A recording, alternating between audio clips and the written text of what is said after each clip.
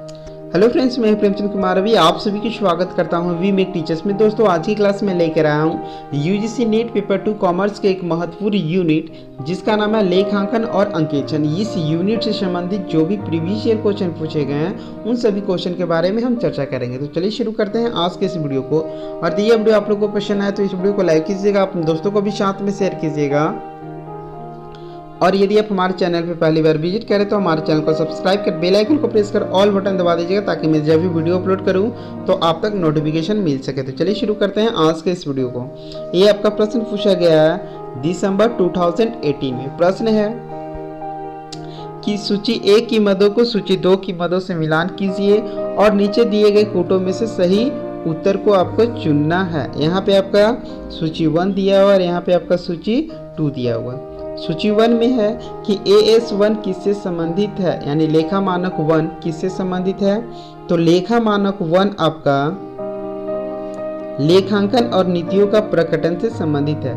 Next है AS3 किससे संबंधित है। तो AS3 आपका रोकड़ प्रवाह विवरण से संबंधित है। नेक्स्ट आपका AS10 है। AS10 किससे संबंधित है। AS10 आपका अस्थायी संपत्तियों का लेखांकन से संबंधित है। और AS19 किससे संबंधित है। AS19 आपका लीज और उनके लेखांकन से संबंधित है। इसलिए जो इसका सही आंसर है वो है आपका option number D. Next question है क्वेश्चन नंबर 2 कि निम्नलिखित कथनों के सही या गलत होने के संदर्भ में सही कूट का चयन करना है। यहाँ पे 2 कथन दिया हुआ है, इन दोनों कथन में से कौन सा कथन सही है और कौन सा कथन गलत है। कथन 1 है कि एक संगठन के कर्मचारियों के बीच समयबद्धता और टीम भावना से व्यवसाय के लाभ को बढ़ाने में बहुत अधिक योगदान मिलता है, परंतु वे आर्थिक चिट्ठा में एक संपत्ति के रूप में प्रकट नहीं होते हैं। कथन 1 क्या है कि एक संगठन के कर्मचारियों के बीच, किसका, एक संगठन के कर्मचारियों के बीच समयबद्धता और टीम की भावना से व्यवसाय के लाभ को बढ़ाने में बहुत अधिक योगदान मिलता है, परंतु वे आर्थिक चिट्ठा में एक संपत्ति के रूप में प्रकट नहीं होते। ये आपका बिल्कुल सही है। नेक्स्ट है कि वित्तीय विवरण एक व्यवसाय की ठीक वित्तीय स्थिति को प्रतिबंधित नहीं करते हैं। कथन 2 है कि वित्तीय विवरण एक व्यवसाय की ठीक वित्तीय स्थिति को प्रतिबंधित नहीं करते हैं। ये आपका बिल्कुल गलत है। अब आपको यहाँ पे क्या करना है, पहले आपको पता हो गया कि इन दोनों में से कौन सा कथन गलत है और कौन सा कथन सही है। तो 1 कथन आपका सही है और सेकेंड आपका गलत है। अब आपको आंसर कैसे करना है कि यदि आपका कथन 1 और कथन 2 दोनों सही होगा तो इसके लिए आपको ऑप्शन ए में टिक करना है। कथन 1 और दोनों गलत होगा तो 2 में। यदि कथन 1 सही है परंतु दूसरा क्या है, गलत है, तो इसके लिए आपको ऑप्शन नंबर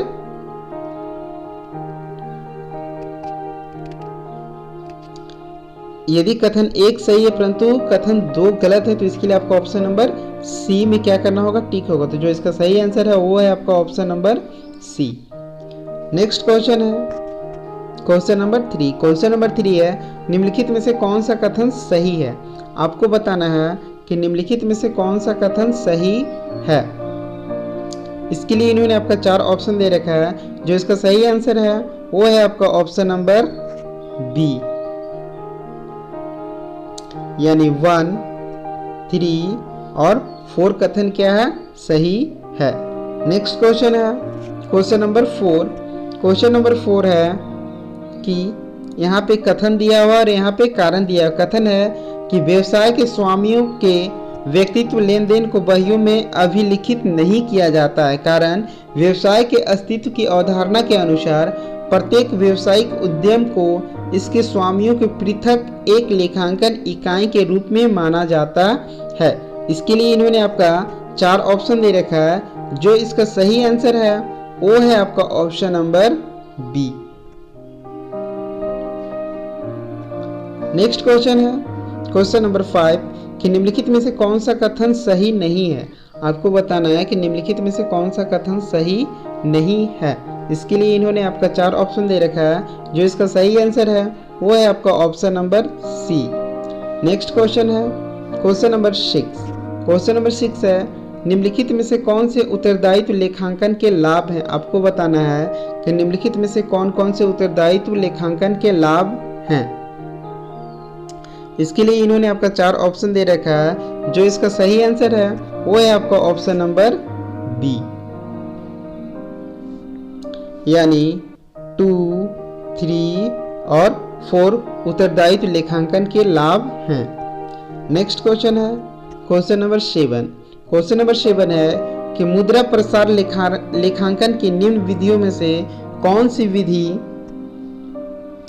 यूके की सैंडी लैंड समिति द्वारा प्रस्तावित की गई है? आपको बताना है कि मुद्रा प्रसार लेखांकन की निम्न विधियों में से कौन सी विधि यूके की सैंडी लैंड समिति द्वारा प्रस्तावित की गई है। इसके लिए इन्होंने आपका 4 ऑप्शन दे रखा है। जो इसका सही आंसर है वो है आपका ऑप्शन नंबर सी, यानी चालू लागत लेखांकन विधि। नेक्स्ट क्वेश्चन है क्वेश्चन नंबर 9। क्वेश्चन नंबर 9 है निम्नलिखित प्राप्तियों में से कौन सी आयगत प्रकृति की है? आपको बताना है कि निम्नलिखित प्राप्तियों में से कौन सी आयगत प्रकृति की है। इसके लिए इन्होंने आपका 4 ऑप्शन दे रखा है। जो इसका सही आंसर है वो है आपका ऑप्शन नंबर बी, यानी निवेश पर लाभ आपका आयगत प्रकृति की है। नेक्स्ट क्वेश्चन है क्वेश्चन नंबर 10। क्वेश्चन नंबर 10 है कि कंपनी अधिनियम 2013 की अनुसूची 3 भाग 2 का निम्नलिखित में से किससे संबंधित है? आपको बताना है कंपनी अधिनियम 2003 की अनुसूची 3 भाग 2 का निम्नलिखित में से किससे संबंधित है। इसके लिए इन्होंने आपका 4 ऑप्शन दे रखा है। जो इसका सही आंसर है वो है आपका option number B. Next question है क्वेश्चन नंबर 11 है लेखांकन मानक 7 के अनुसार तैयार किए गए नगद प्रवाह विवरण में निम्नलिखित में किन कार्यकलापों को अलग से दर्शाया जाना चाहिए। आपको बताना है कि लेखांकन मानक 7 के अनुसार तैयार किए गए नकदी प्रवाह विवरण में निम्नलिखित में से किन कार्यकलापों को अलग से दर्शाया जाना चाहिए। इसके लिए इन्होंने आपका 4 ऑप्शन दे रखा है। जो इसका सही आंसर है वो है आपका option number C. Next question है क्वेश्चन नंबर 13। क्वेश्चन नंबर 13 है कि लाभ हानि खाते में प्रसारित ह्रास की राशि प्रतिवर्ष बदलती रहती है। आपको बताना है कि लाभ हानि खाते में प्रतिभारित ह्रास की राशि प्रतिवर्ष बदलती रहती है, किस पद्धति में? इसके लिए इन्होंने आपका 4 ऑप्शन दे रखा है। जो इसका सही आंसर है वो है आपका ऑप्शन नंबर सी, यानी क्रमागत ह्रास पद्धति में ह्रास की राशि प्रतिवर्ष क्या होती है? बदलती रहती है। नेक्स्ट क्वेश्चन है क्वेश्चन नंबर 14। क्वेश्चन नंबर 14 है कि सूची ए की मदों को सूची 2 से मिलान करना है और यहाँ पे जो आपका सही आंसर है उसको आपको चूज करना है। तो इसके लिए इन्होंने आपका 4 ऑप्शन दे रखा है। जो इसका सही आंसर है वो है आपका option number A. Next question है क्वेश्चन नंबर 15। क्वेश्चन नंबर 15 है निम्नलिखित में से कौन सा एक स्थगित आयगत व्यय है? आपको बताना है निम्नलिखित में से कौन सा एक स्थगित आयगत व्यय है। इसके लिए इन्होंने आपका 4 ऑप्शन दे रखा है। जो इसका सही आंसर है वो है आपका option number B. Next question है क्वेश्चन नंबर 16। क्वेश्चन नंबर 16 है आर्थिक अवधारणा के अनुसार मानव संसाधन के मूल्यांकन हेतु निम्नलिखित में से किस अभिगम को अपनाया जाता है। आपको बताना है कि आर्थिक अवधारणा के अनुसार मानव संसाधन के मूल्यांकन हेतु निम्नलिखित में से किस अभिगम को अपनाया जाता है। इसके लिए इन्होंने आपका 4 ऑप्शन दे रखा है। जो इसका सही आंसर है वो है आपका ऑप्शन नंबर बी, यानी अवसर लागत अभिगम।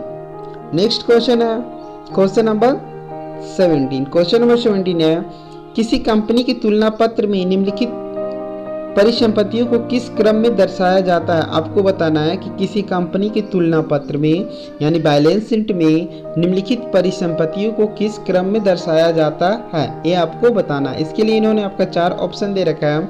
जो इसका सही आंसर है वो है आपका option number B. Next question है क्वेश्चन नंबर 18। क्वेश्चन नंबर 18 है अस्थायी संपत्ति को क्रय करने हेतु लिए गए ऋण पर ब्याज है। आपको बताना है कि अस्थायी संपत्ति को क्रय करने हेतु लिए गए ऋण पर ब्याज किस प्रकार का व्यय है आपको बताना है। इसके लिए इन्होंने आपका 4 ऑप्शन दे रखा है। जो इसका सही आंसर है वो है आपका ऑप्शन नंबर बी, यानी पूंजीगत व्यय। यानी अस्थायी संपत्तियों को क्रय करने के लिए गए ऋण पर ब्याज आपका पूंजीगत व्यय है। नेक्स्ट क्वेश्चन है कि निम्नलिखित समीकरण द्विपक्षीय अवधारणा का परिणाम है। इसके लिए इन्होंने आपका 4 ऑप्शन दे रखा है। जो इसका सही आंसर है वो है आपका ऑप्शन नंबर सी।